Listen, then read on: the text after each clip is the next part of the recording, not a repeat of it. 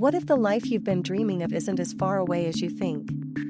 Welcome to the Transforming Lives Panel podcast, where real stories meet radical change. With hosts Charmin Prince and Mitzi DeDown. Together, they bringing you unfiltered conversations with trailblazers, experts, and everyday people who've turned their struggles into strength. No fluff, just the tools and mindset shifts you need to rewrite your story. Whether you're stuck in your career, relationships, or personal growth, consider this your wake-up call. Press play on transformation. Come on, dive in. We always start with a breathing exercise just for us to relax and be centered and grounded. So join me in taking a deep breath in through your nose. Hold that breath. Let it out. Exhale through your mouth. Hold it. In. Hold. Out. Hold. In. Hold. And as you exhale, just let go of all the tensions that you have and the things that did not serve you today. Just let it go. And take a deep breath in. Hold it. And let it go. Thank you so much for joining us for that breathing exercise. And today we have a guest. And usually I introduce our guest, but I'm going to allow our guest to introduce himself. Dark Joseph Ravine. Welcome Thank you to so the much. Transforming Lives Panel podcast. Thank you so much for having me. I'm very excited to be here. So, who is Dark Joseph Ravine? So, Dark Joseph Ravine is my stage name that I used for my online presence. My name is theoretical for fighting against dark by putting light into this world and helping people and promoting positivity and trying to do as much good for the world as possible. How I'm hearing transformation from darkness to light. Yes. What was that moment that initiated the transformation? Me personally, I used to live a bit of a dishonest life where I would tell people, oh, I'm famous and I'm a star and I'm online and this and that. And I would kind of do that as a way of trying to impress people and trying to make people think I was someone of importance, when in reality, that's not who I really was. I was only just a marketing agent unknowingly at that time. But after opening my marketing company, Focus 5 Group, and becoming the CEO, that's when I started to live more of an authentic life, because that's what I found was my true calling, which was marketing. Starting Focus 5 forced you to become authentic? Yes, it was. Okay. So to talk a little bit about your own personal transformation, because you said that you sort of were being dishonest and sort of, I guess, putting out the persona that you were already very successful, sort of faking it until you make it, as you often sometimes hear people say. Oh, yeah, for sure. And then you kind of turned around and you actually started to be doing what it was you had been pretending you were already doing. So can you kind of share that journey with our listeners? Absolutely. So I had a moment in my life where I felt like people around the world just weren't nice to me. And I thought about kind of building an online persona that I was this amazing person and that I was wonderful and that I was great. And then I would share it with people that I knew in my community and everywhere else, wherever I went and I met people. And it seemed to have been doing me more harm than good. People would get angry at me and would complain about me and things like that. And then at one point I thought that it was just jealousy, but then I realized after a while that they were right about something. And then after a few years, I was kind of not living an honest life. I kind of realized that they were right about why they had a right to complain about me. And that's when I started to kind of transform, and I started to be more a little on the humble side, where I say, I am not famous, I'm not known, I'm only a marketing agent. That's it. And I started like achieving success like that. So the reason for being inauthentic was to be famous or to be known. To be known, and also for people to treat me differently. So there was that desire for, say, validation. Yes. But then when you switch to being authentic, you begin to receive the validation, and Yes. then you became famous. Yeah, I mean, I don't know if going viral on social media is really famous. In my opinion, I think celebrity and fame doesn't really have any real existence. I really think it's all honestly just marketing. Like anytime you bring yourself out to people, even if it's not for the intention of promoting or anything, I always look at that as marketing, regardless of, whatever it is. So maybe because of that unique definition of marketing that you have, can you define marketing for us? Absolutely. So marketing is the practice of bringing anything that you're doing out to the public and getting more eyes on whatever it is that you're promoting. It could be, let's say a business or a food blog or anything in general that you want people to know about, or you get people to notice something in a sense. So, say for an example, you wanted to market an amazing podcast about transforming lives. Gives us some tips and ideas of how one might do some marketing to promote something like that. Well, I'm glad you're bringing that up, because hopefully right after the podcast, I'm going to promote you guys. It comes free from our agency. We like to give free marketing from our agency. So what I would do is we would hopefully get the podcast into groups, as well as having ads, like ads and connections and networks of people to view the particular video. And then hopefully it would get a lot of views and people seeing you and noticing you, and hopefully like that's how eventually you start to get discovered and noticed. And then if you do this over and over, I mean, it's social media marketing is not a one-time thing, it's a commitment. You have to have multiple posts that actually keep getting views and views and views, and then eventually you start to get recommended and discovered further by people in general. And so that's what I learned in marketing.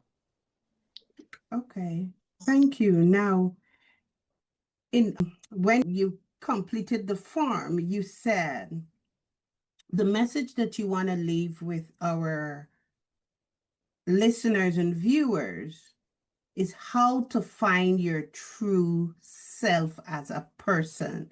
And Absolutely. I am intrigued by that. Yes. For many reasons. So I want us to go there. You said we should find our true selves. Yes. But many philosophers, many psychologists argue that true self is an illusion and identity is fluid. How do Joseph define the true self? So, from my experience, I believe that your true self is doing what you love to do and representing yourself in a way that is authentic, that defines what you love to do. Just like when I mentioned about marketing being my true calling, instead of telling people, oh, I'm famous and this and that, what I would do is I would say to them, I am a marketing expert. This is what I did for myself.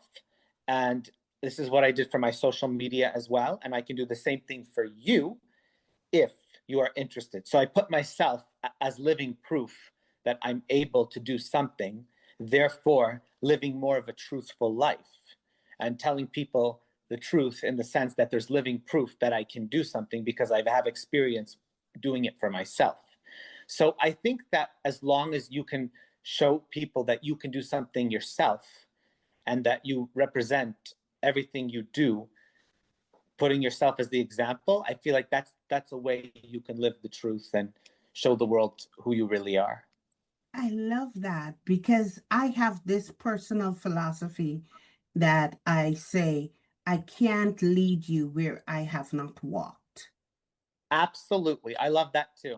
Yeah. So you're leading people where you walked. But in Exactly. this world of social media where authenticity is oftentimes absent, right? Yes, it is Just very for the absent. likes. I'm sorry, just for the likes and other things. Now, Yeah. how do you think embracing your authenticity is necessary? Or let me flip it around. A thought just jumped into my head. No worries. How It's do all good. you think embracing your darkness is necessary to find your authenticity? My way of doing that is you have to look into yourself and think, is there anything I'm doing that's not right? Is there anything I'm doing that's hurting other people? Am I making other people suffering by doing the things that I'm doing?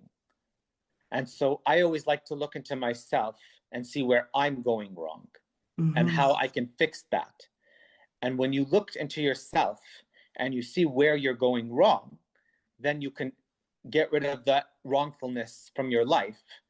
And then you can start putting more ways of going into the right direction, which is what I did with my marketing. Do you think a person can truly know themselves, find themselves, discover who they are without confronting their worst traits? I actually think that a lot of people struggle with finding who they are based on the philosopher you said earlier about we don't know who we really are and we don't know our true selves very much. And you're right about that in a lot of senses, because there are a lot of people on social media who live a dishonest life, who pretend to be rich when they're not actually, who pretend to be friends with celebrities when they're not, who look like they're this kind of person when they're not actually. And there are a lot of liars. I'm sorry to be honest with you. And those people never get ahead, though. You know, if you're a truthful person and you live the truth, then you get ahead. Wow. I wanted to take a moment and ask you a little bit about your book, because I know you wrote a book called Watch Out, It's Nolan, a courageous tale about a boy who overcame his bullies by being fearless and standing up for himself. And can you Yes. talk, because obviously there's a transformation and there's a story there. So can you please kind of share some of that journey with us?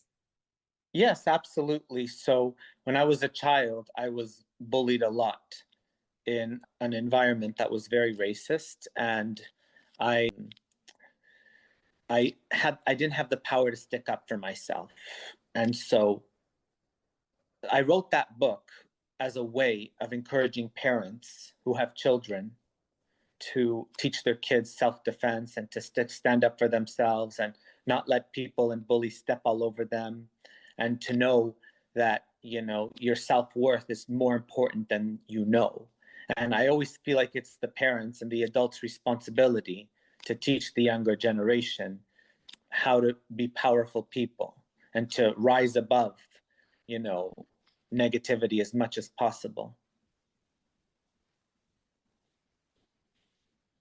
What are some of the key points within that book, and maybe some of the things you might want to highlight or something for somebody who maybe is going through bullying, to help them transform from that negative to something positive?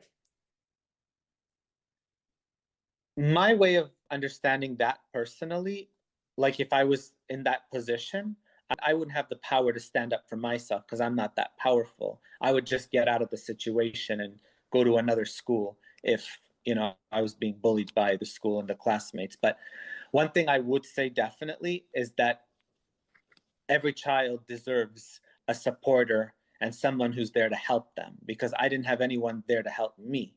I was very misunderstood when I was a child. So I feel like as long as every child has a cheerleader and a supporter to help them, then they might be able to get that positive encouragement to rise above the negativity, you know? Thank you for sharing that, because I have a question. Do you think it's because of not having the validation and the support as a child? You sought it in the way that you did before your transformation?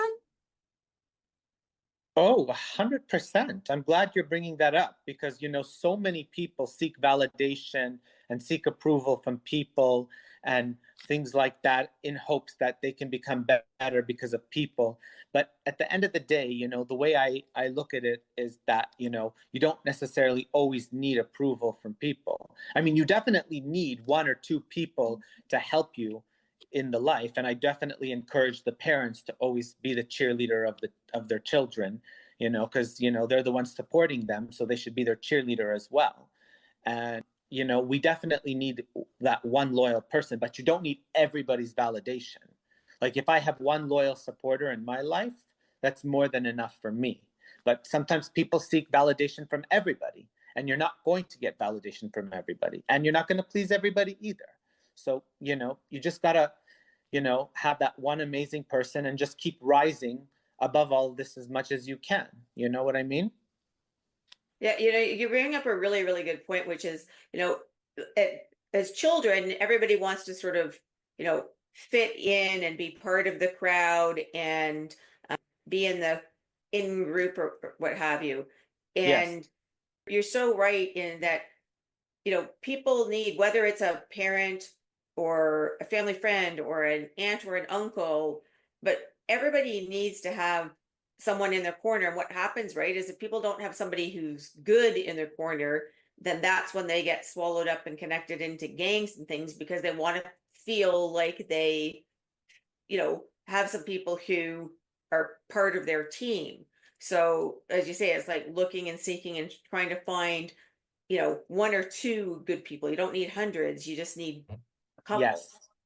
Only a couple. That's all it takes.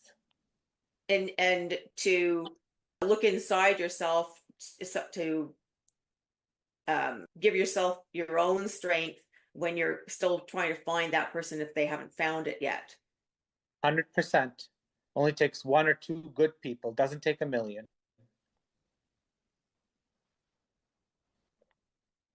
Are there any, I notice you have lots and lots of followers on your various social media and everything, and which is amazing. Um, is that something that you sort of are actively pursuing all the time? Is that something that just because you Yes. created the odd viral video or Yes, something? that's what my marketing business is all about, to help people become like me on social media. All the followers and things that I deal with are all from my marketing. It's all from me, promoting myself and using marketing tactics and secrets that I know that deals with helping people to go viral. I use for myself like I would use for my clients. So, if anybody's interested in being an influencer, I'm the person to contact. And where can they contact you? Let's switch that in right there. They can email my agency at focus5group@gmail.com if they are interested in going viral. And, we do work on custom packages. So it's not like we sell specific services. The client has to talk to me and tell me what specifically they are looking for. And then from what they're looking for, then we can work on a package and everything. Because we try to work within our clients' budgets and as well as our clients' needs.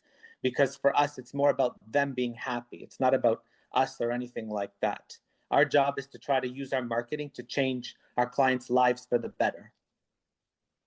And let's say someone is listening to this podcast or viewing this podcast and they're like, oh, I want to get some marketing out there. Would they get a discount from Focus 5?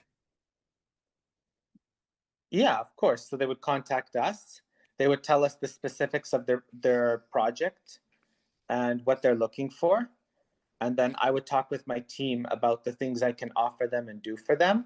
And then they can agree if they want to proceed or not. We also give free samples to all the people who are interested in getting to know our services. We provide multiple different services, and we're always happy to help people. Of course, it does depend what they want to promote. We're not going to promote negativity or bad things. Whatever we promote, it has to be positive and good, and it has to align with our morals.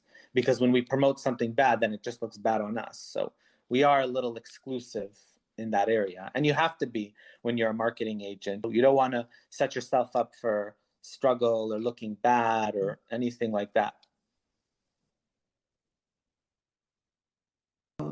I like to do rapid fire questions at the end of some podcasts. So I am going to ask you,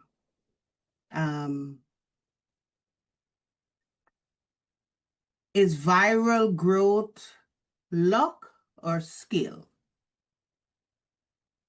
I'm glad you're bringing that up. Actually, it's all skill. There's no luck in viral.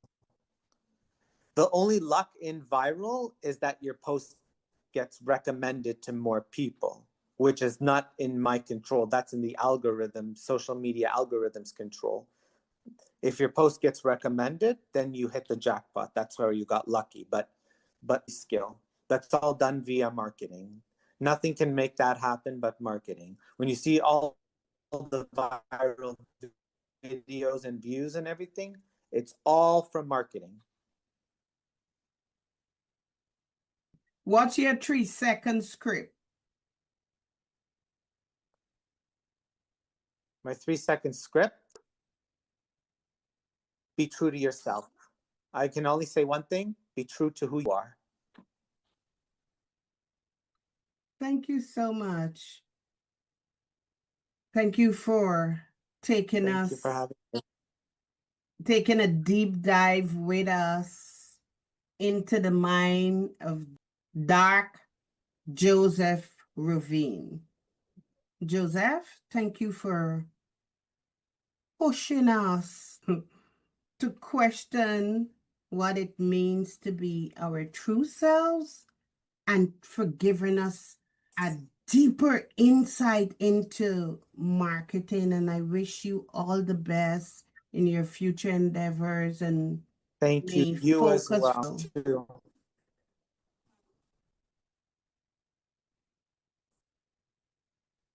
Thank you so much. I really appreciate it. If today's episode sparked something in you, don't let it end here. Change starts with action. Hit subscribe and join our community of life chasers. We want to hear from you. While we don't have social media, you can connect with us through our personal YouTube channels. Share your biggest takeaway and let us know how you're transforming your life. Remember, your next level life begins the moment you decide to claim it. Until next time, keep transforming.